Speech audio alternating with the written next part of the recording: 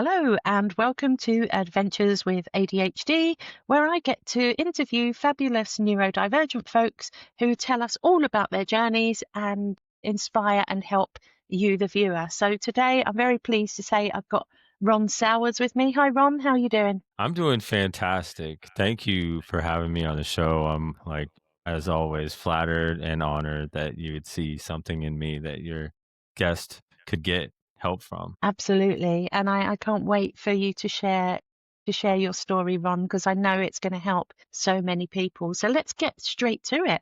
Tell us where you're from and what it is you do. So I'm hailing from the East Coast. I'm in Hagerstown, Maryland. So what I do is I'm a strengths coach. So I teach men that are 40 and over that have ADHD, depression, or suffer with addiction. And I show them how to break through isolation by becoming more prosocial. So they build deeper relationships, reclaim their confidence, and finally feel seen and supported. Because it's about unlocking the version of you that's always been there, waiting to connect. It's just if you don't know how to ask for what you need, you'll never get what you truly want. Yeah. Yeah. So tell us a bit about your journey, about how you came to realize that you were ADHD. Yeah, no, it was a long journey to even get to the point of being open. So I started out admitting that I was an addict a few years ago, 6 years ago, and that journey was difficult because what happened to really open that door was I was homeless in Right. DC for the second time in my life, and actually I was sleeping on the mall, like the Washington Mall. I don't know if you've ever been there, but it's like this long strip right in front of the monument, and Oh, yes, I they've got have. Yeah.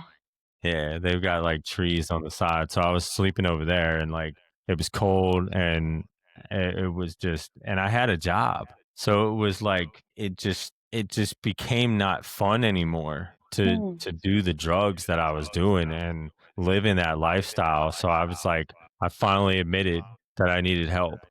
Luckily my mom, who had actually kicked me out of her house at that time, well, not kicked me out, but she wouldn't let me stay, Mm. which was like a gut punch to me. And, because she was like, you can stay at a homeless shelter. And I Mm. was like, I couldn't believe she said those words to me at that time. And it really just, that was exactly what I needed to Mm. make the change. And I ended up going into recovery and, really starting to figure out that this wasn't something that was unique to me, that Mm. I've met so many wonderful people in recovery and through this process. And along that journey, I found out that I had ADHD.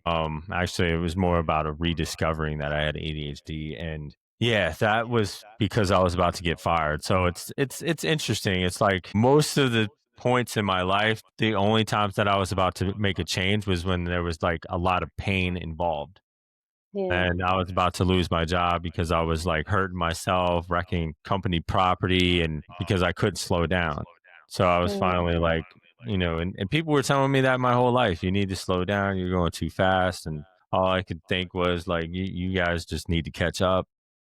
And the thing about that was I went to see my general care doctor, and I was telling her this, I can't slow down, I need help, I don't know what to do, and I just really was panicking. And I had to kind of lead her by the hand to say maybe I got ADHD, because that wasn't the first thing that came up. So she gave me some resources, and I was finally able to find the therapist that I'm seeing today. And even in that journey, it's been a journey of acceptance and discovering what ADHD really is, and how it Mm. shows up in different people. And it's been very eye opening, and I'm so glad that I know this information because it gives me a deeper understanding of who I am. Absolutely. Yeah. Thank you. Thank you for sharing so openly. I mean, that's quite the experience you've had. Yeah, So thank you. do you think the ADHD kind of managed led to the addiction? Was there a complete link there? I don't know for per se. I mean, but I feel like there's a lot of things with emotional dysregulation and that shame that, my disconnect with my father led to that feeling of like not being loved and not feeling worthy of love. That really was, and the fact that I have a chemical imbalance. So, some days I could be really up and some days could be really down. Like I'm coming from a point that like I used to smoke weed every single day and Mm. I couldn't imagine a life like a day without being, like the urge to need Mm. to smoke that. And the fact that I haven't been touched a drug in 6 years is an amazing turnaround. So it's like, but it's Wow. not like I don't have those urges or have those thoughts. It's just I'm able to understand like that's just how I am today. Like I may be really up, like my dopamine can be really high and the serotonin, but on other days it could be, just really low. So I don't control that, but I understand that those feelings, both of those feelings, up and down, aren't going to last. Yeah, yeah, and that's the thing. The awareness can help you, kind of can help guide you, can't it? Yeah. So I feel like Yeah, the because of this need for instant gratification, because like I don't want to feel this or like I need to be, constantly moving or constantly changing, how I feel because like I don't want to feel these intense emotions. Yeah.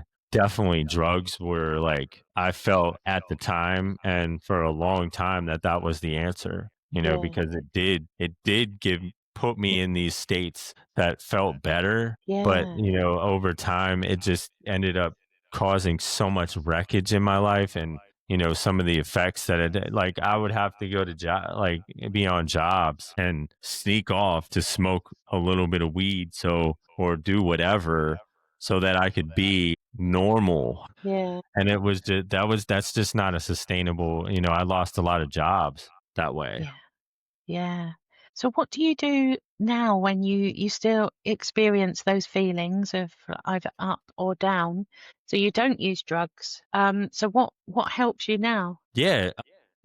Just the realization, like it's called like playing the tape through. Like yeah, it would be great and whatever. But I look at my life now and I have so much going on that like I know if I went back to that, everything would be gone Mm, very quickly. And the relationships that I built, the person that I've become, the people that I can help would just be gone in an instant. And it's just not worth it, yeah, and it's such an artificial form of happiness. The way that I've been able to cultivate happiness in my life and like satisfaction and contentment of who I am is like by understanding that I'm enough, like I have enough. And mindfulness has mm, been such a huge thing that I feel like it's particularly engineered, or like people with ADHD get so much more of a benefit out of that because we experience things on a deeper level, on a deeper emotional level. And we can,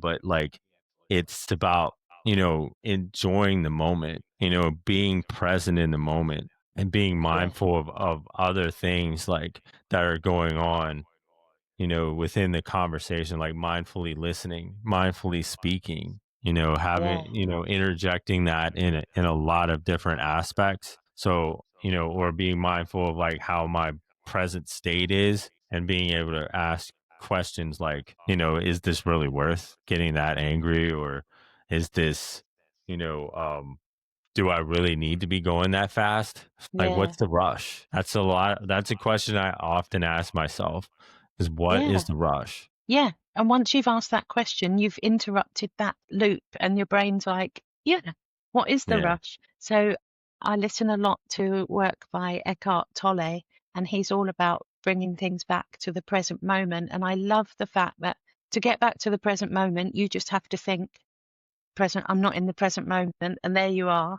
Yeah. And he says, when we're always worrying about what's coming next, because we're human, but we can train our brains, or what happened in the past. He says, ask yourself, what problem do I have right now? So when I'm in a traffic jam and I'm like getting annoyed, like, oh, all the cars. I ask myself that question and I'm Yeah. like, right now, I don't have a problem. I'm just driving.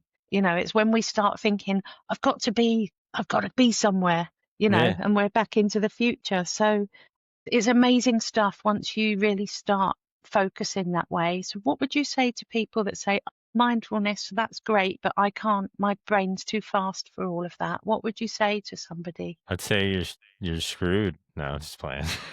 Yeah, give up.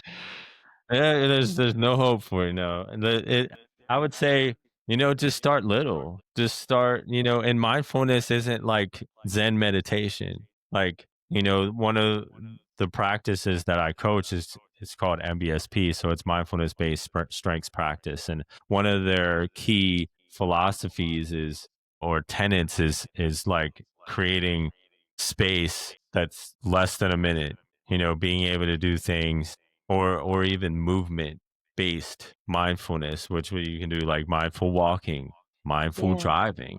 Like mindful walking would be, just taking a walk and noticing the birds, or get just kind of getting out of your head of like yeah, and seeing how your body is interpreting the environment. Like, well, how does the wind feel on your skin? How does that like these sensations of your feet on the ground, like paying attention to particular spots on your body or like how your arms like yeah, are like moving with your walk. There's a lot of different things that we just overlook, and take for granted, and it's yeah, it's more about having that connection between the mind and the body because they're almost like two different entities. And a lot of time there's like a specific meditation.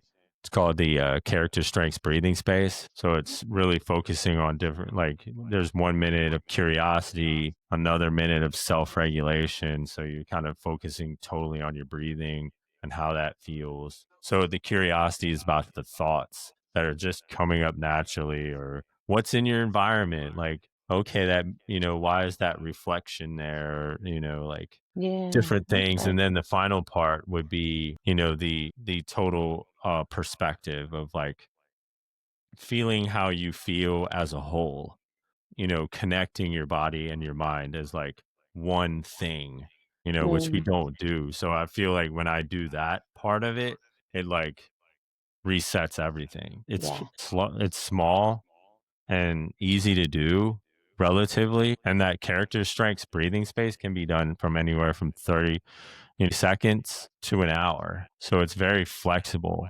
yeah, to where you're at in your practice. yeah. And I think that's the key, isn't it? Start small and then build up from there. And letting people know that it is doable. The strengths based mindfulness practice, is that what you said? Yeah, mindfulness based strengths practice. Yes, that. Is there You almost had how it. people is there somewhere people can access that? Yeah, you can. I'm still developing, an area to put the, but you can definitely either if you want to go through me or you want to go through the Via Character Institute org. They have a quiz on there which you can take, and it gives you your 24 character strengths, your signature strengths, all of those things that we all have, which is Yeah. like my top three are like honesty, critical thinking, and love of learning, which is um when I first took it, I was like, wow, I didn't think I was like that honest. But it's like these are the strengths that come naturally to you in that Mm, moment. Other people, have there's like lower strengths, but more see them as like we all have 24 strengths. They're not gonna all show up on top. You just mm, have some that just you have to work a little bit harder to get access to, but we can all yeah. have access to all of these strengths. And when you focus on those strengths and start to spot them in yourself and other people, that's when you can start to really cultivate and grow your relationship, especially when you put mindfulness in the mix. Yes. Yeah, 100%. Do you work with people online? Yeah, mostly online. I've done some that are, in person, but I'm relatively flexible with that. Yeah. Good to know. Good to know. So, what advice would you give to a person, an adult that's kind of got to this point in their life, maybe struggled with addiction, maybe not, and they think, actually, the more I look at ADHD, the more I think this is me. What advice would you give them from that point onwards? Yeah, that's a good question. Especially when it comes to addiction. Like I know my path and I needed to, to have a certain starting point, and that was just to admit that, I need help. Everyone's willingness to grow and change is can't be measured, can't be seen. It just has to come from the individual. And like I would say if you really feel like you need help, definitely there are 12-step meetings that are amazing, and I continue to go to them myself because like I've got to put my recovery first. But if Mm. you're like maybe further along in that process and you're looking for something that's like the next level, especially when it comes to like ADHD, depression, and you have addiction, like I would say that looking into mindfulness, looking into be more pro-social and like an emotional exploration of like how to like handle those emotions or like how to express those emotions in a healthy way and communicate them, is something that I coach. So if Yeah. if that's something that's a place where you're in a good level of acceptance and you want to like push to that next level. Like I've definitely done these things, and that MBSP practice is something that's huge. Is like a cornerstone of what I do in my own practice. Yeah. Yeah. Amazing. Okay. Right. So, thank you so much. How do people get in touch with you? Where can they find you? Yeah, if you are, well, I'm offering you guys a free gift. It's the Self Discovery Journal. So you can find that on my website at youradhdguy.com. It's a great resource. It has a bunch of questions, especially when you want to look at trauma and emotion and dig deeper into that. The other way that you can get involved with me, if you really want to do a coaching session or you want to do a short free discovery call, you can find me at that same place, youradhdguy.com. And if you really like hearing me and you want to hear like different tips and stories, I have my podcast. It's called Don't Mind Me.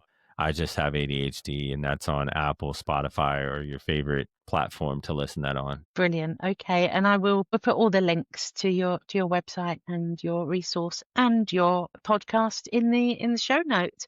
Awesome. Ron, thank you so much for coming along and sharing your journey. I know that it will help so many people. So thank you so much. No, and like I said, I appreciate you having me on here. I hope that, I was able to help in some small way. Definitely.